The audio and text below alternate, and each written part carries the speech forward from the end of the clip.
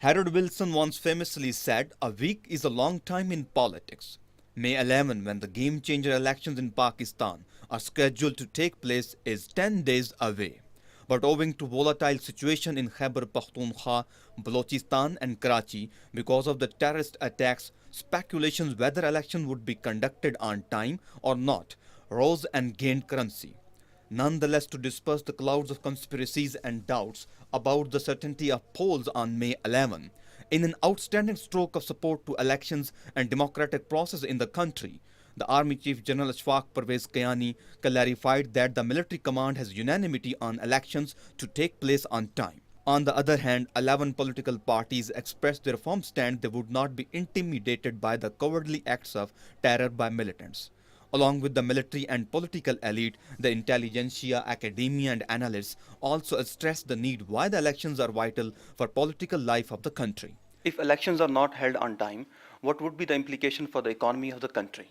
Holding elections on time, which is 11th of May, is absolutely necessary for economic and political stability of the country. The country is now waiting for elections. All political parties are wanting that the election should take place. The army is also fully supportive of that. But people are looking for a change. People want the government to be run by the representatives. People want the democratic process to continue.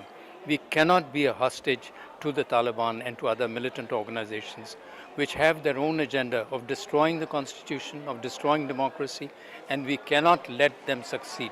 So the elections must take place. There is a mobilization. All political parties, all political workers, they're looking for election. There's optimism. Optimism is that all these three parties are still in the election. If there will be no election, then there will be a chaos and anarchy in the state. Even the international community is supportive to democratic process in Pakistan and wishes elections to be on time.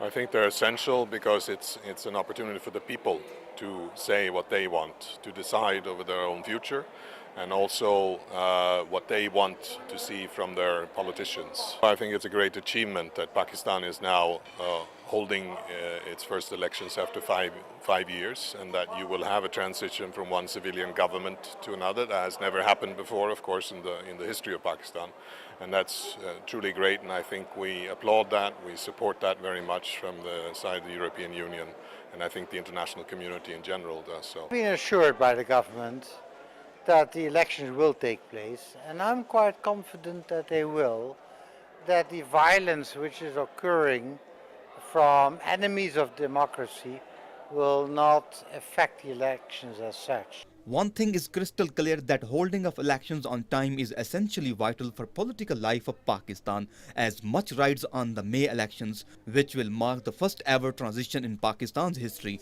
from a fully civilian elected government to another. As Pakistan is heading towards landmark elections on May 11, the nation is staunchly united that election would be held on time, come what may. Fahad Ahmed Missan, PTV World, Islamabad.